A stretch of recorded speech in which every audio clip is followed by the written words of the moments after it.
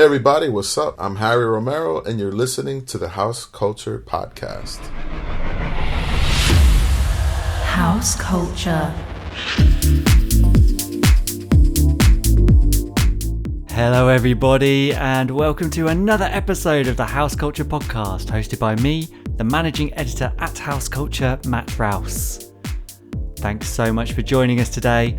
We're all missing that sense of community that the dance floor can bring us, so we at House Culture are absolutely delighted to be able to bring a little bit of the club directly into your world. If this is the first time you've tuned into the podcast, first of all, welcome. And second of all, please make sure you have a dig through our back catalogue of episodes, which feature interviews with the likes of Fatboy Slim, Danny Rampling, the Scum Frog, Ashley Beadle, Smoking Joe, and many more. Even if you don't recognise the name, I guarantee you they have a fascinating story to tell. And if you've only just stumbled across House Culture and want to get to know us a little better, as I always say, we are a collective of house music fans who have come together through our mutual love of the beat to celebrate the spirit of house music. Instagram is where the party happens and you can find us there at House Culture Net. Follow that and you'll get a daily dose of all things related to this scene we know and love. Let's get on with this next episode, shall we? In this one, we chat to the man behind one of the most enduring house records of all time, Danya, a man who is as comfortable behind the decks as he is the production desk, superstar DJ and head honcho of Bambossa Records. It's Harry Romero.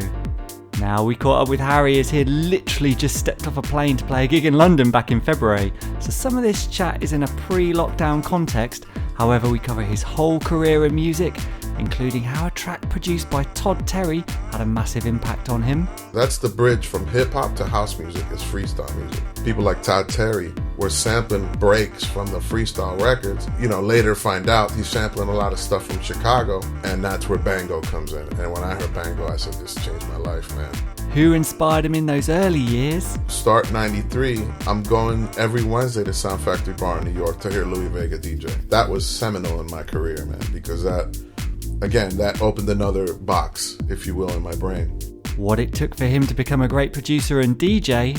I caught the bug. I just literally came home and just spent hours in front of the sampler and spending 3 hours and all the money you earned from your little job buying records. It's your life. And what his first experience of playing in the UK was like. I was playing the Ministry of Sound in London. To hear about it and to be in the booth with the power of that system and the people in front of you was life-changing, man. So get your passport ready as we're about to make our way over to New Jersey to hang out with possibly one of the coolest cats I've ever met. This is Harry Romero. House Culture. Hi Harry. Hello. It's an absolute honour to have you on the House Culture Podcast. Thank you very much. You're welcome. Thanks so much for fitting us into your busy schedule ahead of your London gig tonight. Yes, looking forward to that. Good. You're obviously famous all over the world as a DJ and producer. Someone who has stayed true to the original spirit and sound of house music. But we always want to start at the very beginning. Okay. Can you tell us about your experiences with music kind of growing up in New Jersey? Well, music was a big part of my home. Being Latin American, there was always music playing in the house, always, constantly, nonstop. So there was always Colombian traditional music like cumbia, and always salsa and merengue playing. But what really kind of opened my brain to different styles of music was my father. My father, I always call him the original DJ. So at a young age, like he worked all week. On Sundays, he would just listen to music. He had a stereo system at home. And he'd always ask, I'm one of three, so he'd ask my sister, my brother, and me to come listen. But they really didn't show any interest. I was the only one that sat there. And he would play everything Frank Sinatra. He'd play classical music. He'd play jazz. He'd play, more Caribbean music, South American music. And he would explain to me, oh, this is so-and-so. This guy wrote this. And so it was a really good foundation for me musically in terms of it wasn't just one style of music. It was everything. Yeah, a real education. Really, really super education. And then, that kind of set the groundwork. But then what really, as more into pop music was hip hop.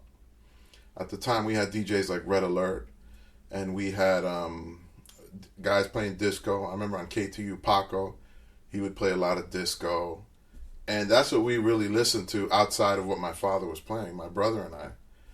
And that kind of, when you kind of come into your own and you start discovering girls and this and that, that was the kind of music. And breakdancing was really big at the time, too. So in that particular area where I grew up in New Jersey, in the tri-state area, what we call it, if you're a Latin kid, you were into hip hop. That's just the way it was. You know what I mean? Yeah. And we loved it. So we'd tape record we'd tape record the DJs on Saturday night, and Sunday we'd get the boombox and walk around and listen to, the previous night's recordings. Yeah. And that's kind of really the foundation of my music. And what was so if that was the foundation and kind of like hip hop and everything else that your father was listening to, what was your first exposure to house music? My first exposure to house music. So rewind a little bit.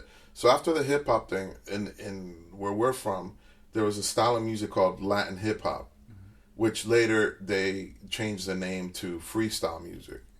So it was music based on like break beats with kind of keyboards on top, electro-ish, very electro-ish. Okay.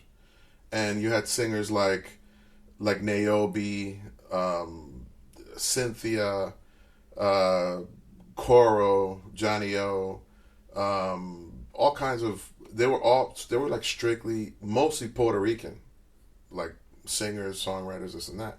So for us, it was like really, really cool because it was like our music. You know what I'm saying? As a Latin kid, and that was kind of the bridge. And I've said this before. That's the bridge from hip hop to house music is freestyle music. Because then the likes of people like Todd Terry were sampling some of them breaks from the freestyle records, and then later find out he's sampling a lot of stuff from Chicago, and that's where Bango comes in. And when I heard Bango, I said, this fucking guy just changed my life, man. You know what I mean? And I tell him all the time, I'm like, Todd, you fucked me up, bro. Can I curse on this? Of course you can. Oh. Yeah. So I'm like, you ruined my life, and he laughs about it. Todd's a good buddy of mine, so. How incredible is that you've actually like gone from him delivering that tune to your ears at a young age, and now you kind of. It's crazy. It's crazy. Yeah. But so rewind to Bango. So I heard that, and it was like nothing I've ever heard in my life. It had the rough, the tough hip hop beats of New York, and it had just some of the samples that were being used in freestyle music. It was astounding to me. Yeah. And it was like nothing I've heard. It was like when you open Pandora's box. So that opened Pandora's box for me. And as years went on, a year or two went on, I started realizing what he had done. He had taken a lot of the old Chicago stuff and just put it with the New York sensibility. So then I backtraced to Chicago, and I discovered a lot of the old Chicago records, like labels like artists like Adonis, and I don't know, you name them. Kevin Saunderson. Yeah, all that stuff, man. So it was really cool. Yeah. It was really, really cool. Yeah, I think that's a real thing, like a through line in dance music, no matter what era you're looking at. It's always that you hear something and then you actually understand that there's a sample there, and you go back and you discover all this other stuff that is really good as well. And I still do it to this day. Yeah. Like a lot of times I'll hear an old hip-hop record, I'm like, what sample was that? And now we have the internet. You just go who sampled what, or who sampled who, and you figure everything out. Yeah. But it's really cool, man. It's a way for those that care, because a lot of people don't care. For me, I'm like, I gotta know how the hell they, what made them pick that particular section. Yeah. And then in doing so, you find other sections and you take it for yourself. Yeah. Do your thing. And it goes just a rabbit hole. Yeah, exactly. On and on and on. Yeah, for sure. So, when you were talking about Todd Terry and making that tune, obviously he's pulling in all these influences and all of a real melting pot and creating something new. Yeah. Was that a point for you where you were like, okay, I want to create something myself, or were you leaning towards being a DJ, or were you having clubbing experiences and just having fun at that? So, I don't have that story like, a lot of guys are like, I was at the Paradise Garage when I was 12 and this. That's not my story. Yeah. My story is very Jersey. I started DJing in Jersey clubs. I didn't start going into New York to DJ till the early 90s. So, what was the question? My brain just went. Yeah. So, what was your sensibility first? Were you a DJ first? Okay, so I was. There was a point to that, but I forgot. Anyway, we'll come back to that. So I was definitely a DJ first, right? And then I said I want to try and make this stuff. You know, a couple friends would buy keyboards, and their samplers, and I'd hear them, fiddling around with it. And I didn't really like what they were doing. I never said anything, but in my mind, I'm like, I could make it so much better than this. So then I would sample my own things, and my parents gave me money to buy my first keyboard sampler. God bless them. They're still with me, thank God. And I just started experimenting. So it went from DJing from like 87, 88, all the way until 92, 93 when I got my first keyboard. So start 93, I'm going every Wednesday to Sound Factory Bar in New York to hear Louie Vega DJ. Yeah. That was seminal in my career, man, because that opened another box, if you will, in my brain. And I heard tracks like, the Nuyorican Soul, the Nervous track, and just feeling the music. It was just unbelievable. Yeah. So I caught the bug. And I remember at the time I was going to Rutgers University. Actually, probably not. I was probably going to community college first, and then I transferred to Rutgers. Anyway, I would come home, didn't fucking do my homework, I didn't do none of that. I just literally came home and just spent hours in front of the sampler and creating these grooves and just keep going until it's almost like riding a bike, until you just figure out how to balance yourself on a bike. And then you just keep moving forward and learning and going out and learning and going to the record store instead of class and spending 3 hours and all the money you earned from your little job buying records. It's your life. Yeah. It was your homework. Yeah. That's why it took me 7 years to get my undergrad. That's a podcast for another day though. So it became my life. It really, truly did. So obviously you mentioned Louie Vega there. Were there any other influences you were kind of pointing you in the direction of where you wanted to go with what you were doing? It was Louie. Yeah. It was Louie. And, if we use Louie, then there's Kenny, then there's Todd, that was it for me. I didn't look further, as far as production, because I don't know what it is. Maybe it's just because they're from we're from the general same area. Our sensibility to music was very similar, and I just love what they did. Yeah. Especially the drums. I'm a drum guy. Yeah. So what Kenny was doing on the SP1200 and the early Akai MPCs was just astounding. It was unbelievable, man. And I kind of wanted to emulate that. And then I discovered Derek Carter. His sense of rhythm, I can't even describe it. I can't. It's just weird wobbly thing that just works in a real jazzy kind of patchy thing. And the early part of my production career, I was trying to create Derek Carter tracks, but in doing so I created my own sound, which is funny in and of itself. I tend to look at things very humorously. So I've yet to figure out how to make a Derek Carter track, but I'm gonna keep trying.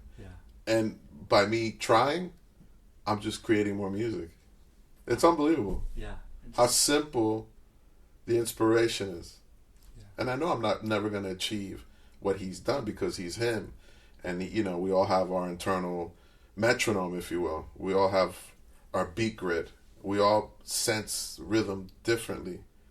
But I just find it inspirational. Yeah. You know what I mean? And what was your first big break when you actually created something in your mind and you were like, wow, this is really something that I've done here that I need to get out there? That's an interesting question because, I could cite the first 2 tracks I got signed, but hearing back, I'm like, ugh, it's cringy. Is that the sulfuric? Yeah. It's those that came out on Strictly Rhythm, and another one that came out, I think, on DJ Duke's label, Sex Mania or Power Music. He had that was both of his labels. I don't remember which it came out on. Yeah. But for me, I feel like if there's one of those tracks that kind of took me over the hump, would have been either Tanya or Mongo Bonics. Yeah. That's kind of when I feel like I arrived, if you will, in quotes. Yeah. You can't see it, but I'm using air quotes. It's something that clicked, another box that opened, and there's no going back. Yeah. It's like your ears adjusted, my ears adjusted in a certain way. And I guess I spent so many hours in the producer's chair that It was inevitable. I'm a slave to my craft, and I take that seriously. I take my craft very, very serious, and having fun is number one. But also taking myself out of my comfort zone. And that track took me out of my comfort zone. Why? Because there weren't a lot of tracks in the production, especially Tanya. Yeah. There was maybe 6 or 7. Prior to that, I had to have my console. I had a 32-channel console. Every fader had to be up.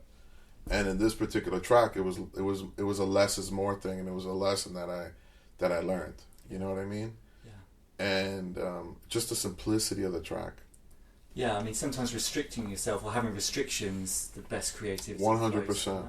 Especially when you're young, or when you're new to something, because sometimes most of the times it's possible to have too many possibilities, and you just fucking go. You're just going in crazy different directions. Totally. So as long as you're aware of it, going in those directions, it could be a good thing. But as long as you're aware that you're going down a rabbit hole, and you're cool with it, because along the way you're gonna learn something. You know what I mean? Yeah. But this was one of those things where I was very conscious of the fact that I wanted to keep it minimal, exhausting the content. You know what I mean? Mm-hmm. And it's because it's so minimal, it's almost understated, but it has become like an almost classic standard. I can't believe like the longevity that track has had. I think I made that track in '99. Yeah, wow. It does surprise me. You don't think long term. You know what I mean? You don't think that you're going to be hearing the song 2 decades later. Yeah. So it's great. It's definitely a blessing.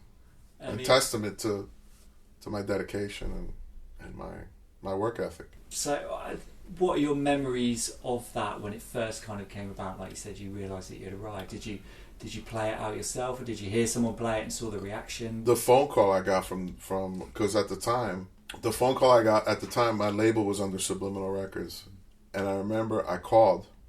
I'm like, hey, what are the pre-sales? And they're like, hold on 1 second. And they came back. They're like, you're not gonna believe this. Pre-sales are over 10,000 units. I'm like, are you serious? Sure enough. And then the snowball effect, then the publishing deal came, and then the record just took off, man. Because at the time, I wanted to put that out with Mango, with the guitar one. Oh, Night at the Black. I wanted to put that out as an EP with Night at the Black. So Tanya on one side, Night at the Black on the other. You're gonna chop your income in half. I'm like, fair enough. So I split them apart. Yeah. And that was of 99, 2000. That's when I feel like I kind of arrived at the world stage, if you will. And I mean, it's been remixed as well, kind of quite recently. Honey Dijon and Steve Lawler, Honey Dijon, yeah. Who's kind of, before those remixes came about, was there a point where it went away and someone started playing it again, or has it always been like? It's kind of just been just simmering in the underground. It's always just kind of there. Like every few weeks or so, someone will send me a video. Such and such played it. Such and such played it. This guy played Night at the Black. It's always something. Yeah. You know what I mean? It's the drums, I think. I don't know, man. It's just the rhythm of it all. It's just... Because you listen back to it now, it doesn't have the balls that my productions have now. But at the time, it was, it sounded incredible. Yeah. I mean, you mentioned Jose Nunez. Yeah. I mean, can you tell us about kind of how you first got kind of involved? I actually met Jose Nunez through a mutual friend. Him and I hit it off on a personal level. And we started a record label called Gossip Records back in the day with some other guy that was partners with it. Long story short, we started a record label, and the record label was distributed by Strictly Rhythm. So he's like, I want to start a label. This was around 96, 97. Harry, I love what you do. Let's do a label. At the time, I was a young kid. I was, 20, whatever. I'm like, fuck it, let's do it. You don't think, you know what I mean? You just, an opportunity. Every opportunity was you took everything you could. So the way the first 3 or 4 or 5 releases came about, it was just bomb after bomb after bomb after bomb. And the rise was quick. We put out, what did we do? We did the Constipated Monkeys first, then the what's her face? It was a Jocelyn Brown record. Oh, the Ministers of the Funk. No, before that. It was, anyway, we could Google all this. Yeah. And it was just bomb after bomb after bomb after bomb, and the next thing you know, we're going on tour. And that's the first time I came to Europe. Yeah. In 97 was on the heels of what we were doing with Subliminal. And, you know, let's say, I don't remember exactly where in 1997 the first release came out, but by October, I was playing the Ministry of Sound in London, Elephant and Castle, for those that don't know where it is. And we were doing shows in Germany and the whole tours, and I've been touring since. I mean, was that kind of daunting? I suppose, you know, you say you're a young kid, and, you know, I don't know what the reputation that the Ministry would have had, like, in the US. We knew about it just we knew about it through the trade pub, through the magazines. Yeah. To hear about it and to be in the booth with the power of that system and the people in front of you was life-changing, man. It really was. Yeah. And I remember, I don't know if it was the first or second time I played the Ministry, but I took the needle off the wrong record. We've all been there. And I remember going, zoop. I was like, shit. And they had a tape delay back then. So what did I do? I went, zoop, whoosh, whoosh, whoosh, and everyone went crazy. So I'm like, shit, what do I play now? So it delayed enough for me to figure out what to put on next, and the place went nuts. It was a great experience. All man. meant to be. Yeah, All yeah. meant to be. Yeah.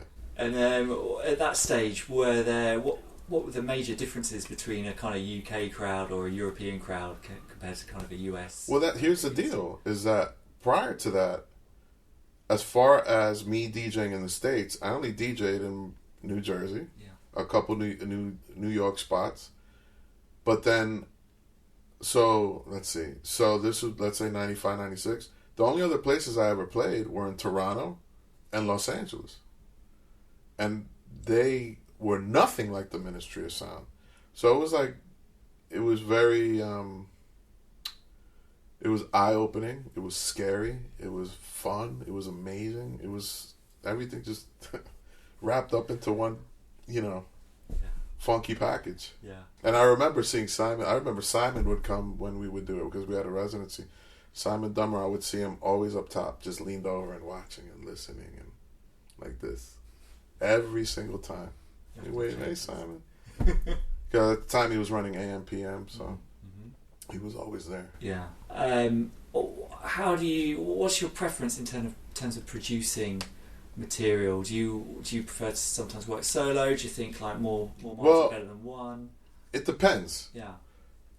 I think if we're gonna keep it real, strategically it's good to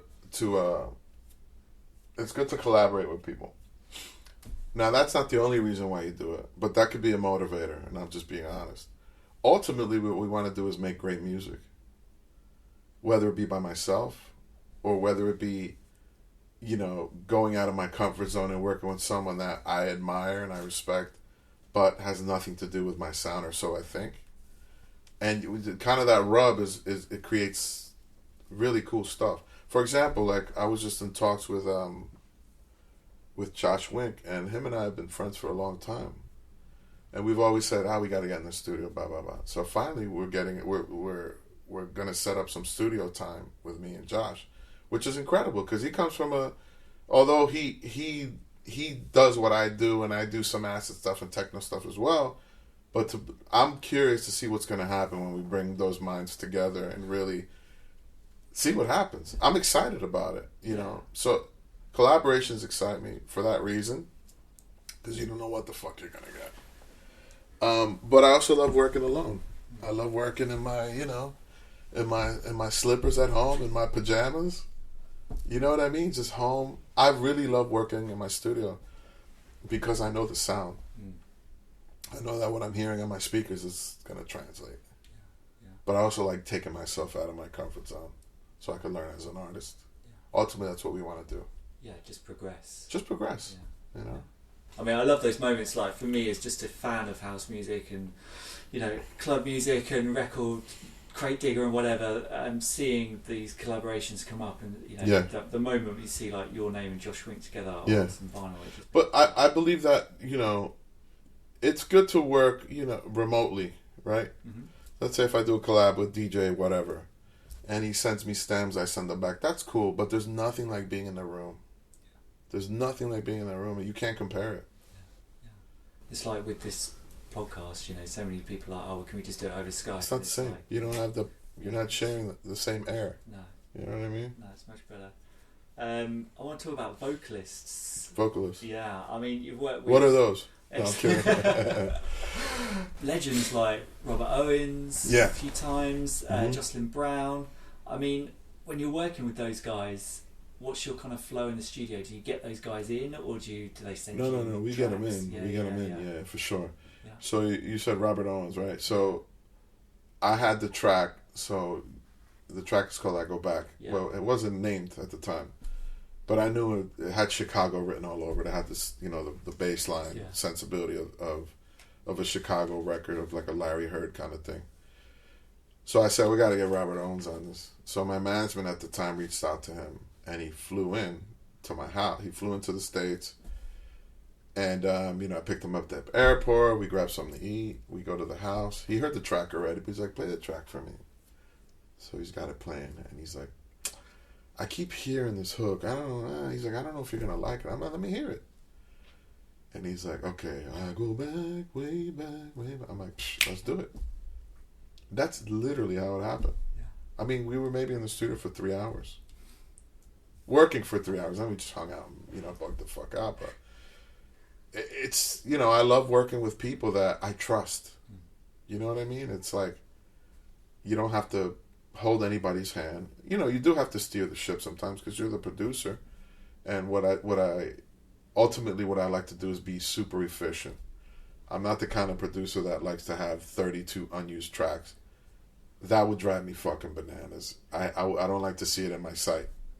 Maybe because I have ADD or whatever, but it just drives me nuts. So it was real fluid and real concise how we did that session. And again, that record just took off. Josh Wink is like, can I remix it? Masters I Wear, can I remix it? Everyone just wanted a remix. I'm like, fuck yeah, go for it, guys. Let's go. Yeah. And the record did real well. And I'll forever have my name associated with Robert Owens, which is the voice of house music. Definitely. Undeniable. Yeah, that voice. And Jocelyn Brown is... Oh, she's a diva. It's fucking unbelievable, man. The power of that woman's voice is just... It's amazing, man. Yeah. And that... So, referring to the Ministers de la Funk record, so Jose had the sample of... It's called a song called Que Tal America. And I heard that the first time only a few months ago. And you almost crashed. Yeah. Literally. Yeah, like it came in a restaurant and I was like, what the... This is... Yeah. So I walked in the studio and Jose's like, yo, check this out. I'm like, yo, that's dope. So I'm like, let me redo the drums or the drums are whack. He's like, yeah, those are just whatever. They're demo drums. I'm like, all right, cool. So I did the drums, and then I remember he got this guy called Benny Diggs, which at the time he was a big session guy. He was like a vocal arranger and a vocal producer. And he came in with, I think it was Lisa Fisher, Kim Mizell, and another. These are like super famous background girls. Luther Vandross, the whole thing. We originally laid down the hook. I did falsetto, and I think Dwayne Harden wrote on that record as well. And then we had the A-team come in and do the vocals properly, and then Jocelyn came in. And if you hear her ad-lib in the track towards the last third of it, that's one take.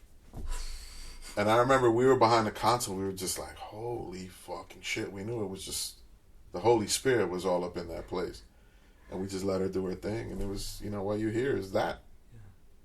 Yeah. We kind of really produced and arranged around her vocal performance. Yeah. We didn't do a lot of chopping of her.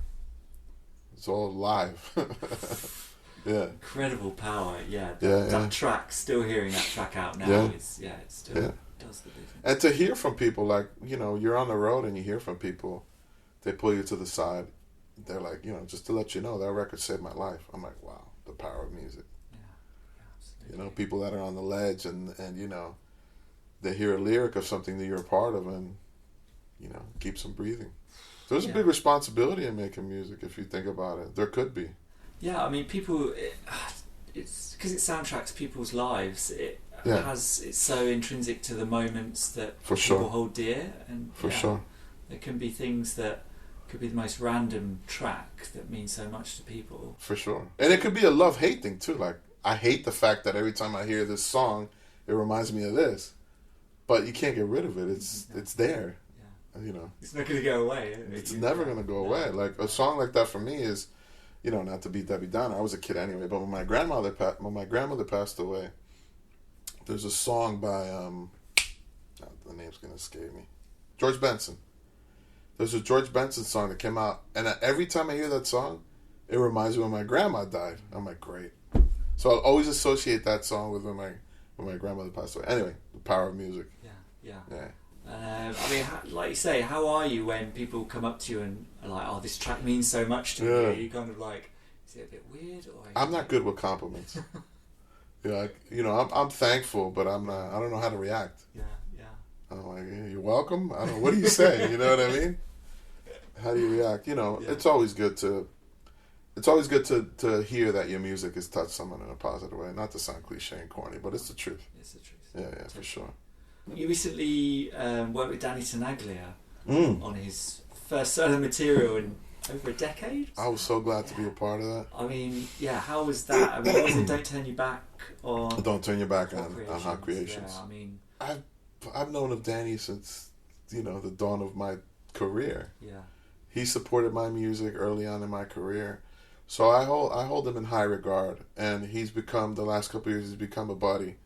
We text back and forth. We send silly memes. We send gross stuff. Blah blah blah. Whatever.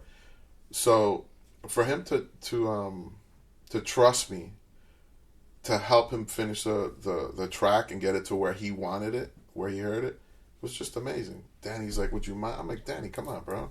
Whatever you need, I got you, man." He's like, "It's almost there. I just need that extra." I'm like, "Whatever the fuck you need." And he's like, "You're gonna remix this record." I'm like, "If that's what you want, that's what's gonna happen." He does say no. Yeah, I don't say no to Danny. So I remixed it, and it's not easy to remix those kind of records. You know what I mean? Because you know the hype behind it. You know the fact that this is his first single in a long time, and you wanna do you, but you want to respect the original. So, and Danny was cool. He's like, "Listen, I'm not signing this to them if you're not part of it." That says a lot about somebody. You know what I mean? Yeah. He's his word. He's a cool guy. Well, I did a party with him last summer, and they sent me the flyer. It was a rooftop party in Brooklyn. I'm like, my name was so small. I usually don't have a fucking problem with that. But Danny did. He's like, "This is not going to happen like this." He's like, "Hang tight." Within a couple hours, they sent the flyer back, and my name was almost as big as his. I'm like, "You didn't have to do that." He's like, "Yes, I did, Harry. This is bullshit, dude. You've been doing this for how long? Come on." I was like, "Okay." That says a lot about somebody's character. Those are the kind of people that I like to surround myself with. No ego. Fuck, you don't have an ego. Just, it doesn't exist. Yeah. You know what I mean? I mean, before you kind of worked with him on that track, had you already got kind of a relationship with him, or just as hi, bye, hey, what's up? Oh, thanks for this, thanks for that. But you know what I mean? It was friendly, but we never sat shoulder to shoulder in the studio, so it was a good experience. Yeah. And he just got a new place in Jersey, so him and I are going to be getting in the studio real soon. I'm excited about that. Look forward to hearing that. Yeah, definitely. Because he has an ear like nobody, man. Oh, man. Yeah. You ever heard him play classics? He's my favorite selector. Him, Derek. There's a few names up there, but he's inspiring. Yeah. I like when I go hear a DJ, I like to go hear them and leave early because I can't stand the amount of ideas I have in my head that I got to go home and work. Yeah. And he's one of those. Him and Derek, consistently. I mean, I remember you talking about Danny. I saw the last Boiler Room he did in Miami. I think it was at the Electric Pickle. And I heard it live, and that night I made 2 tracks. It just fucks you up, man. He was like, "Damn, what is this shit, man?" And it just stays with you. Yeah. Yeah. I love that shit. I love that kind of journey as well, where it can be kind of, the lightest of drums in like an old disco track from that era, and then like, suddenly you find you in the darkest, like those tribal rhythms. Yeah. It's like, how did I get here? Yeah. Another guy that does it like that for me is Robert Hood. When he does his floor plan. I mean, I don't know. He manages to just mix techno with disco. It's just unbelievable, man. Yeah. He doesn't get the credit he deserves, man. In my opinion. He's an inspiration. Yeah. And what would you say that your kind of style is, if you had to put a label on it? I have no idea. Shit, Bastard. Bastard style. No father. It's a mix, man. You know, I mean, when I started going to record stores, it was house, techno, disco, hip-hop. Yeah. You know, it was those categories. Now you have a fucking 1,000 categories. I don't know what I fit in. I just do what I do, man. You know what I mean? I don't know. I mean, what did kind of, for me, encapsulate completely your start and where you are at now, I suppose, was last year in 2019 you did the Essential Mix. Yes. How did that kind of come around? What was getting the... I mean, it was about time, to be honest. Yeah. And, like, how did that call come through and how did it make you feel? And well, it was amazing. You know, my manager, Ralph Moore, he called me. He's like, yo, guess what? I'm like, what? He's like, you're doing the Essential Mix. I'm like, get the fuck out of here. He's like, yeah. It was that simple, you know. I don't know. I guess the timing was right, and I don't know. It just worked out, and I was so glad to be asked. Yeah. And excited to do it. And I mean, how did you kind of approach picking the tracks for that? Was it just... Same as if I was going to go play. Yeah, no way. Yeah. Yeah. You know, you get a little more eclectic because, you know, you have the space and room to do it. You're not stressing out, are they going to dance? No, because it's a different kind of... It's a different gallery, if you will. So you're able to flex a couple different muscles that you don't normally think. Like, I like the way I started it with the Jean-Luc Ponty. I was going to say, yeah. it's the Jean-Luc Ponty track. Yeah. It's amazing. Yeah.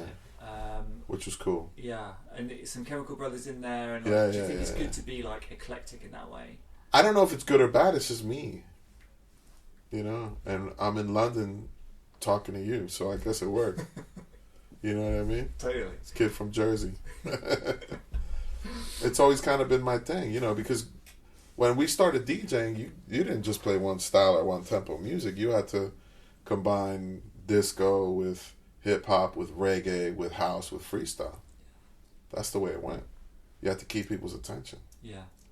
And boom-ch, boom-ch, boom-ch.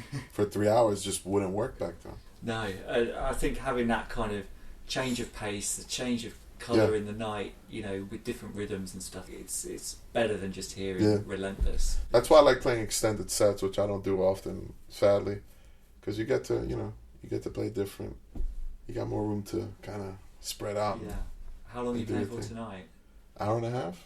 Okay. Hour and a half. And what's your kind of perfect set? Knock them in the fucking head. Beat them down.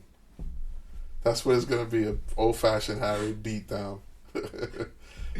Incredible. Yeah. And what's the kind of perfect, you say extended sets are good, to like 5 hours. 5 hours. 5 hours is great. Yeah. You get an hour in the front to just figure them out and play different cool stuff. It's fun. I like playing longer sets.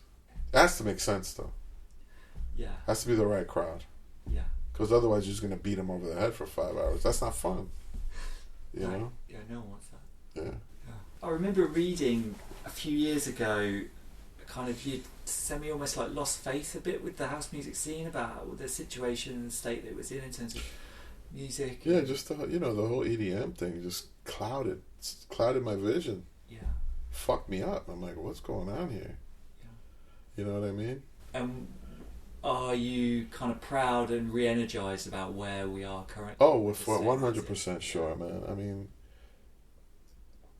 just the fact that I look forward to getting my kids to school as fast as possible so I can come back and work in the studio, because I have something to say. You know what I mean? It's like I have all these ideas and I want to get them out. It's that simple for me, you know. And then, like, I believe in finding the balance between making music and, while you're making music, figuring out what the home's gonna be. So there are those moments when you just make music to make music for art's sake. Fuck all, who cares what they think about it. It may never see the light of day, and that's fine, because that to me is like batting practice. You know what I mean? Mm-hmm. But then you have to be smart about what you're doing. Is it relevant? It has to be relevant. Is it going to be placed on a label that's going to, you know, have you move forward as an artist? So those are the things that I think about. But ultimately, what I'm excited about is that I'm on a creative surge, you know. And my approach is not that of a veteran. Although I am, technically speaking, that's never been my approach. I'm still that kid trying to get that idea out. I'm still that producer trying to make audible my first experience when I went to a nightclub and felt the music, the bass spins. That's kind of my MO, if you will. You understand what I'm saying? Yeah, totally. Did I just completely... No. I mean, I always just nod because sometimes I listen back and all you can hear me is going, yeah. What are you most excited about for the future? I mean, because, you know, I suppose there was a lull with the EDM thing, and now it's like, it feels like house music has found its funky bone again, if you will. For sure. Yeah. You know, do you think that's good for the future? What are you most excited about? Are you working on anything? I think what I'm most excited about, for once in my career, I have a really solid team behind me. Before it was just me going off and just fucking creating like a lot of music, and just in my mind everything I made had to have a home.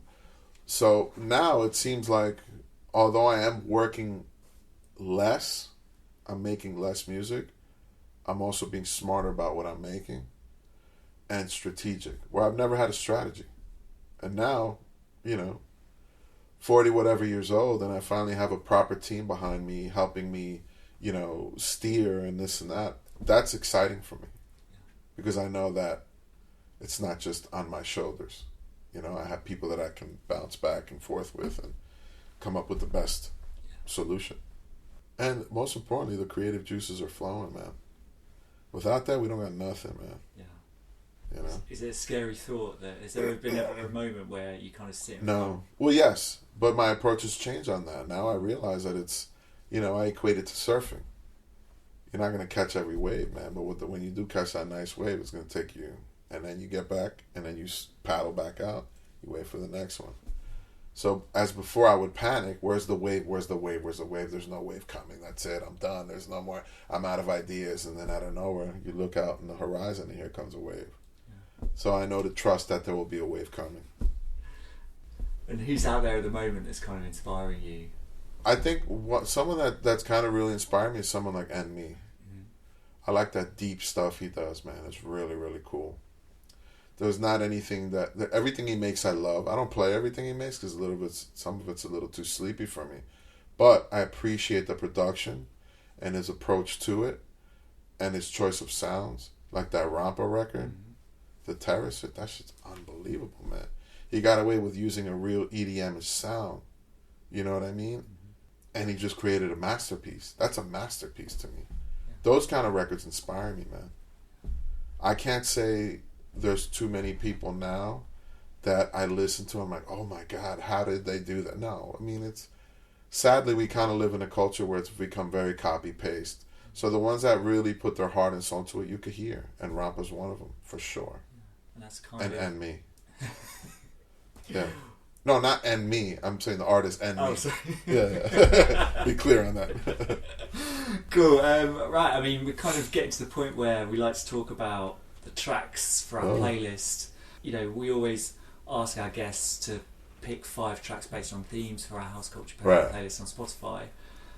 We always ask for a catalyst. We've already talked about Todd Terry, Bango, yeah. I mean, as we go through each one of these 5, we just get a little background and kind of what the tracks mean to you, and when someone mentions that track or you hear it, where it takes you in your mind. Is there anything more to add for Todd Terry Bango? I mean, it's just a good time. It's a good time, and you know, as a teenager, you know, you start discovering girls and a party, and in the car, your buddy's playing the track in the car. You're going to the club, blah blah blah. It's just it reminds me of a good time in my life. You know what I mean? No fucking stress. You had like $5 in your pocket, buy a pack of smokes and a beer, and you're good for the night. You know what I mean? It was a good time in my life, you know. And Todd did a lot of important stuff at that time, man. He was that's why I call him the God. And I tell him all the time, I'll give him props every single time I can, because without Todd Terry, I wouldn't be here, sitting here, talking to you. Or Louie Vega, you know what I mean? And speaking of a Louie, but not Louie Vega. Lil Louie. Lil Louis, French Kiss. Yeah. Yeah. Where does that take you when you hear that? That takes me to a dance that my brother and I were DJing at this place called St. Pius. It was a Catholic high school. And you're familiar with the record? Yeah. You know when it breaks down and she starts moaning? So picture a gang of nuns running up to the DJ setup. It wasn't even a booth. And saying, you guys need to shut that off right now. Because, I didn't realize that it broke down to a lady having a good time. So that record always reminds me of that, and I'll never forget it. And plus, the record's just dope, man. Oh man, yeah. It sounds, cliche, but it sounds like it was made today. Yeah. When we spoke to Terry Farley, he talked about that as well, and he said that he played it in Italy recently, and when it all breaks down and slows down, everyone's running over to the booth thinking that he was slowing it down, and they thought he was doing this crazy. I never let it get to that point. I don't play that part. Yeah. Because I think a whole group of nuns are gonna run up at me. I think I'm scarred for life. I've had an excruciating car journey with my parents with that coming on the radio. Oh my god. Yeah. That's like when my dad took me to see An Officer and a Gentleman when I was 10 years old. I'm like, there's titties. What are you doing, Dad? I can't be seeing this stuff. He didn't know. He's like, I didn't know. Sorry. We're like, well, enjoy the movie. What's the sunsetter for you?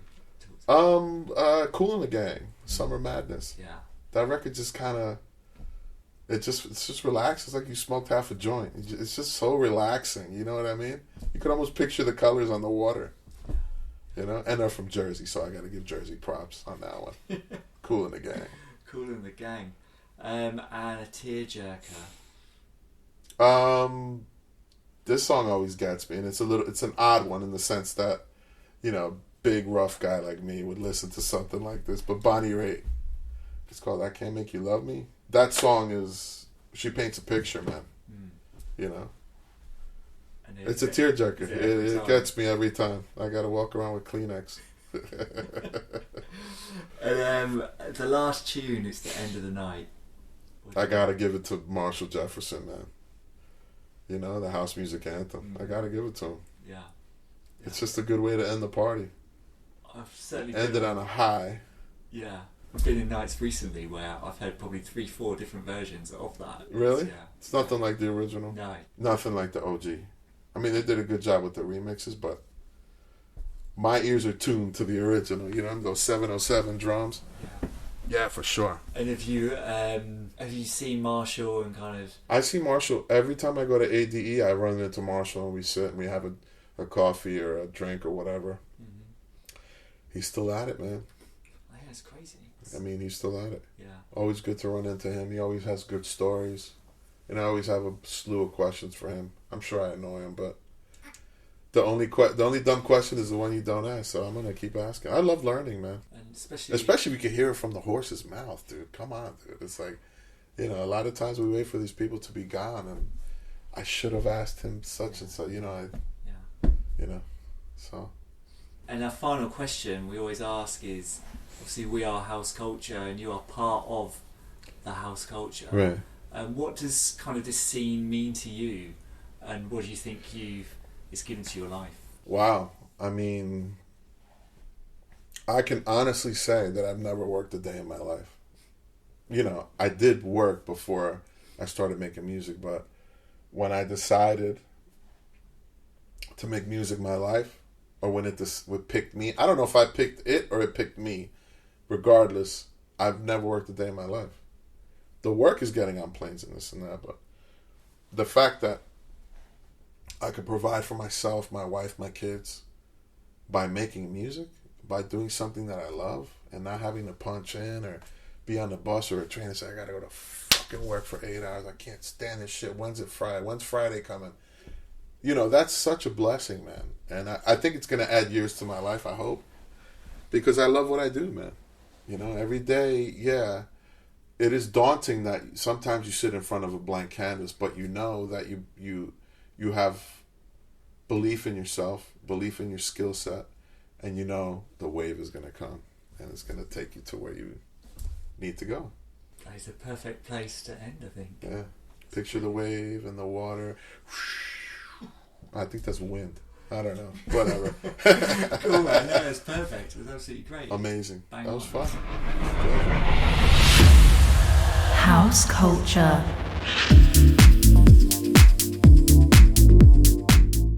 How cool is Harry, right? What an absolute legend, a real pleasure to sit down with. I must thank him personally for finding the time to fit us in before his gig that evening back in February.